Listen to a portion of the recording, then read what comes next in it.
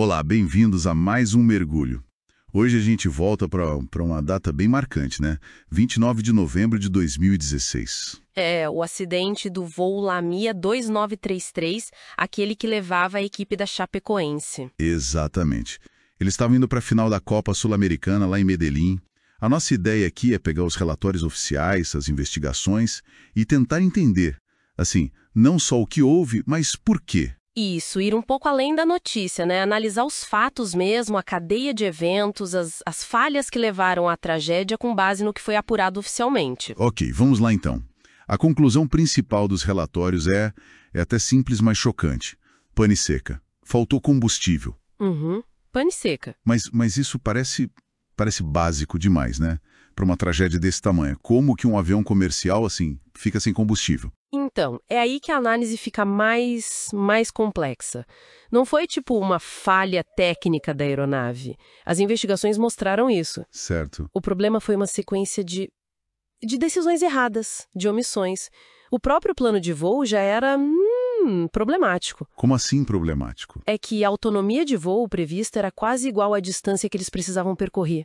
Não tinha margem de segurança, sabe? Nem o combustível reserva, que é obrigatório. Poxa vida. Então, já tinha um sinal vermelho ali desde o começo. E mesmo assim foram. Sim, e tinha a opção de parar em Bogotá para reabastecer. Seria o procedimento normal, o seguro. E por que não pararam? Olha, o piloto, que também era um dos sócios da Lamia, decidiu não parar.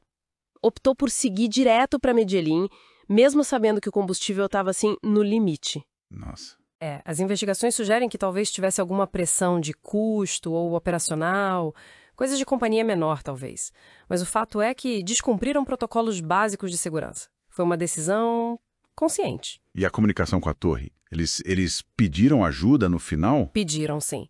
Nos últimos momentos, pediram prioridade para pousar, falando de problemas de combustível. Ah, então avisaram. Avisaram. Só que, naquele exato momento, a Torre de Medellín já estava gerenciando uma outra aeronave que tinha declarado emergência antes. Que situação. Pois é. E aí, pouco tempo depois, os motores do Lamia começaram a desligar. Um por um. Perderam potência, total, controle, e aí caíram naquela região de montanha perto do aeroporto. É uma sequência trágica de erros que vão se somando. E o custo humano foi gigantesco. Das 77 pessoas, quantas sobreviveram mesmo? Apenas 6. Os jogadores Alan Ruschel, Jackson Follman, o Neto, a comissária Ximena Soares, o técnico de aviação Erwin Tumiri e o jornalista Rafael Renzel. O Renzo que, infelizmente, faleceu depois, né, em 2019. Sim, ele faleceu depois. Então, foram 71 vidas perdidas ali naquele momento. Jogadores, toda a comissão técnica, dirigentes, jornalistas, tripulantes. É pesado pensar nisso. Jogadores como o goleiro Danilo, 31 anos, o capitão Kleber Santana, 35, o artilheiro Bruno Ranjo, 34, o técnico Caio Júnior, super experiente, 51 anos. E tantos outros, né? Diego, Gil, Kempis, Ananias, uma geração inteira de um time que estava vivendo um conto de fadas praticamente. E fora os jogadores, tinha muita gente da imprensa também. Sim, 21 jornalistas. Nomes conhecidos como o Mário Sérgio Pontes de Paiva, que foi jogador, comentarista, o Deva Pascovitch, narrador, gente muito experiente. Foi uma perda, nossa, irreparável para muita gente, para o esporte, para o jornalismo, imagina para a cidade de Chapecó. Com certeza. Então, olhando para tudo isso, fica bem claro que não foi um acidente do acaso, né? Não foi uma fatalidade imprevisível. De jeito nenhum. Foi resultado de erro humano, de falhas de procedimento, de gestão da companhia aérea. Isso os relatórios deixam muito claro. A responsabilidade do piloto e da empresa, então. Principalmente. Mas a tragédia levantou outras questões importantes também, sabe? Sobre a fiscalização dessas empresas menores de voos fretados, especialmente voando entre países aqui na América do Sul. Tipo, como que um plano de voo daqueles foi aprovado para comer de conversa? Exato, essa é uma pergunta fundamental.